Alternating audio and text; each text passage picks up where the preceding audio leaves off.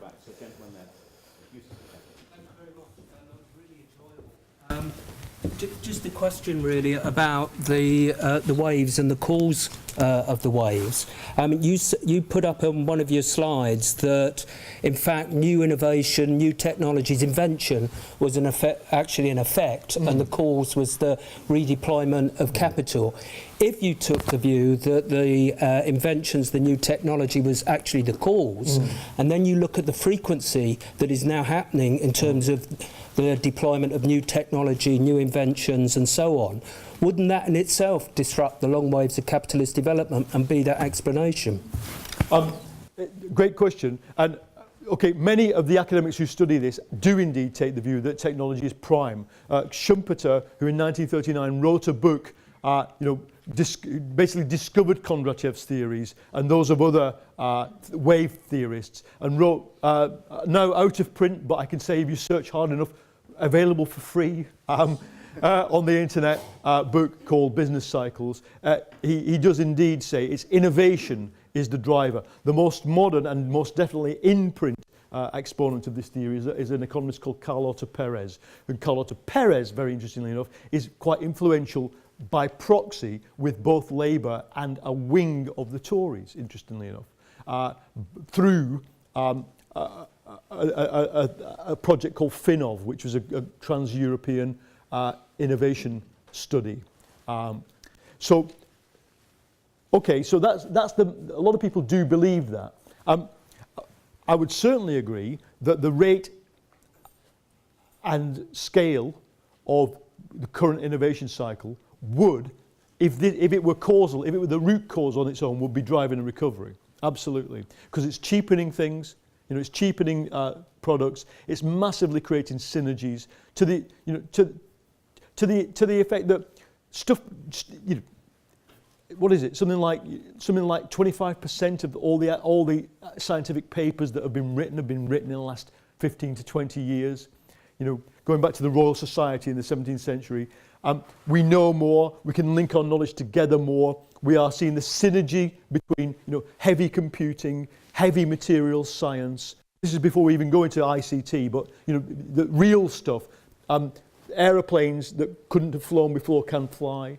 Factories designed on the computer, operated on the computer before a brick is even laid. This is real and really progressive.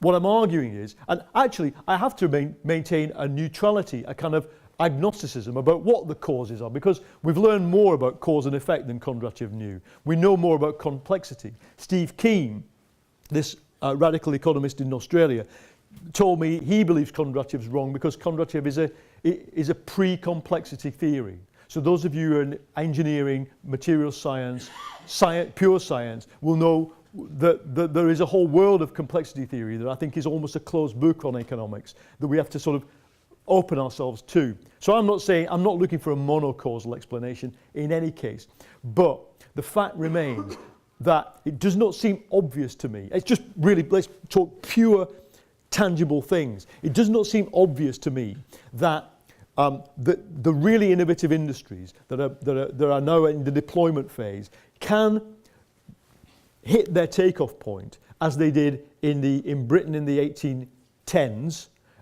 or as they did with steel, say in the 1870s and 80s across the world, until the obstacle of this depressive weight of bad debt is lifted off them. That I think is what the entire lecture, if you want to say, well, take it home to mum and dad or the guys in the factory tomorrow, that's what it comes down to. If you work in a factory in the West Midlands, I've visited them, I'm privileged to do so on my journalistic mission, you always find an old machine and a guy there, the guy standing there who came with it when it was bought from the other factory that went bust, because only he knows how to operate it. This is a plant that's 20 years old, and before we can see, and these are factories that are measuring microns on a computer. They are not old-fashioned, but they've always got a mixture. And then we're going to unleash the potential of all that I'm talking about. Really, the burden is to be lifted. And you will recognize the moment, if you live to see it, the burden will lift. Credit will flood. Businesses will be restructured. It will all feel right again. People will pour out of the McDonald's and Starbucks and work in places that pay better and that have more, more of a career path, let's put it that way. That I think is a moment that has to come, otherwise the system is, you can't go on forever. I don't believe in a perpetual doom and collapse of the system. So it has to come. But we are living in a country that, by the admission of at least one half of the coalition, hasn't had a growth strategy. It hasn't had an industrial policy.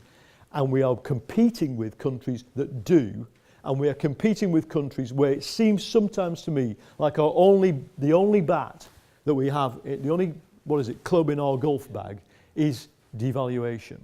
And if you just keep doing it and hoping that restructuring happens, it tends not to.